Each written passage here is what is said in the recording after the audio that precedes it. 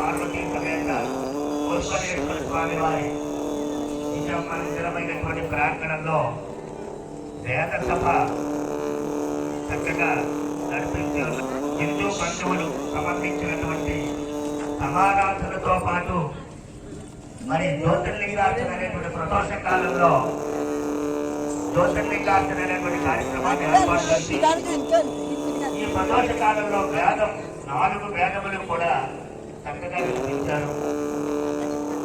ఈశ్వరుడికి వేదం చాలా ఇష్టం.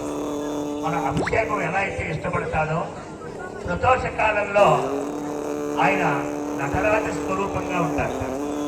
అంటే తాండవం చేసేటువంటి సమయం. అదే సమయంలో చక్కగా 4 వేదములు కూడా మన గొల్లపల్లి వారు విద్యార్థుల్ని 4 వేదములకు సంబంధించినటువంటి విద్యార్థులందరినీ కూడా ఆ దేవి ప్రాంగణంలో సరస్వతి దేవిని వారి వారి ప్రవర్తన గురించి భక్తులందరూ కూడా ఎప్పుడెప్పుడా ఎదురు చూస్తూ ఉన్నారు. కనుక ఏమనుకోవద్దు, వేద పండితులు వారు వచ్చేస్తున్నారు. కాబట్టి మనం ఈ ఆకృతి చెప్పారు నమస్వమాన్యత అనేటువంటి స్వామివారికి నమ్మకం ఎంత ఇష్టమో దాంట్లో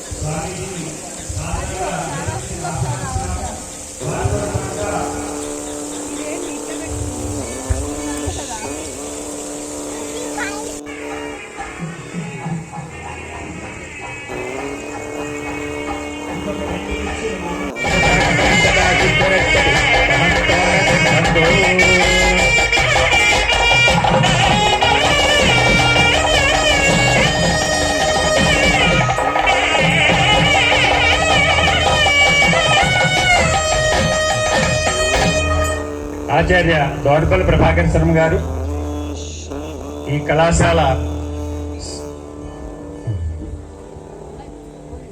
వ్యవహర్త గారు, అలాగే పతివాడ రామరాజు గారు రాష్ట్రీయ స్వయం సేవక పక్షాన వచ్చారు. న్యాయవాద పరిషత్ అధ్యక్షులు వారిని కూడా వేదిక మీద రావాల్సిందిగా కోరుతున్నాం. మద్ది శ్రీనివాస్ గారు ఛత్తీస్గఢ్ నుంచి వచ్చారు. వారిని కూడా వేదిక మీదకి రావాల్సిందిగా కోరుతున్నాం. క్షమించాలి, ఎవరి కులానికి వాళ్ళు చేసుకుంటున్నాం. ఎవరి కులం యొక్క వన సమారాధన వాళ్ళు చేసుకుంటాం. దీనికి పూర్వం అందరం కలిసి చేసుకునే వాళ్ళం గ్రామాల్లో, అన్ని కులాల వారు. అయితే మరి గండ్రోతు పవన్కి మరి ఎవరు స్ఫూర్తినిచ్చారో ఏం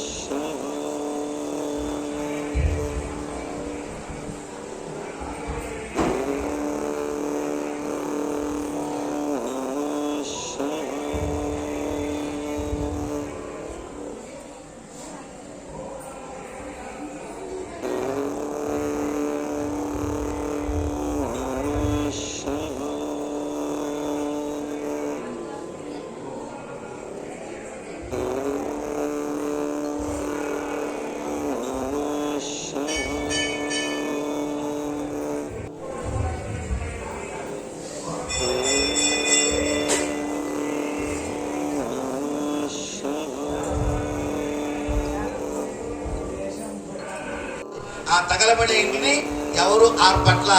అలా ఉన్నది హిందూ సమాజం. దాని బాధ్యత ఎవరు తీసుకోవాలి? మనం తీసుకోవడానికే ఈ రోజున ఈ దేశంలో ఈ మాత్రం మన హిందువులు కూర్చొని మన ధర్మం గురించి మాట్లాడుకుంటున్నామన్నా అది రాష్ట్రీయ స్వయం సేవక సంఘ కార్యకర్తల యొక్క త్యాగ ఫలితం అనే విషయాన్ని ముందు మీరు గుర్తుంచుకోవాలి. విశ్వ హిందూ పరిషత్ యొక్క సమన్వయ శక్తి అని మాత్రం మీరు గుర్తుంచుకోవాల్సిన అవసరం ఉంది. ఇవి లేకపోతే ఈ రోజున మఠపీఠ ఆశ్రమాన కులతో పాటు ఎప్పుడూ పోయేవండి. మన ఆస్తుల ఎప్పుడైనా చెప్తున్నారుగా ఇది నాది అని చెప్తే తీసేసుకునేంత విధిలో పక్క ధర్మాలు నడుస్తూ ఉన్నాయి కదా.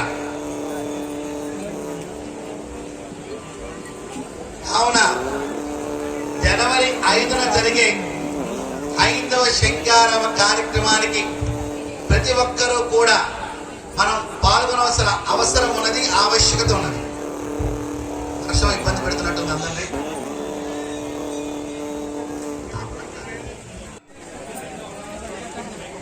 వేదిక మీద పెద్దల్ని ఒకసారి పరిచయం చేస్తాను.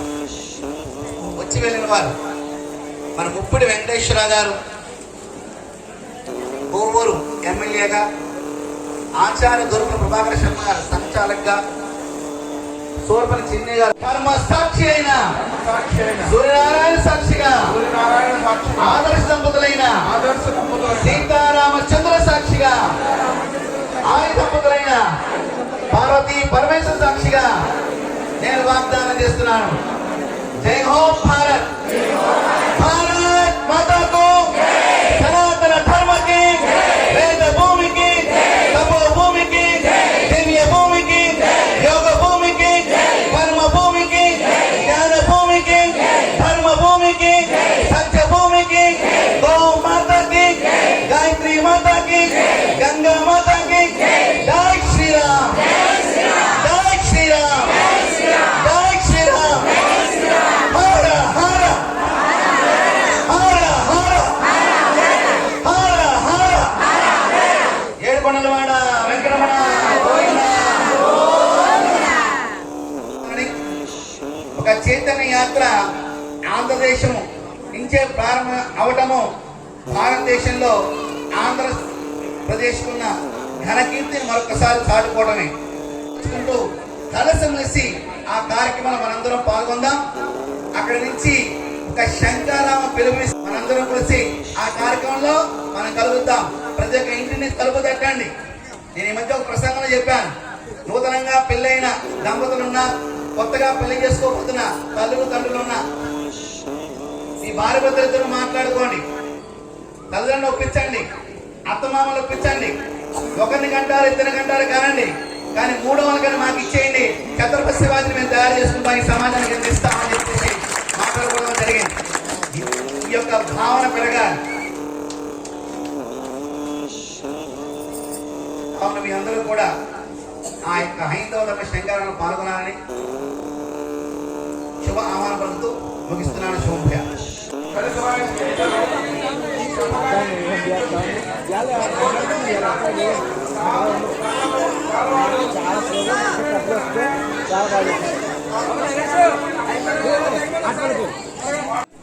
నరేష్ ఖాళీ చేయించాలి అక్కడ.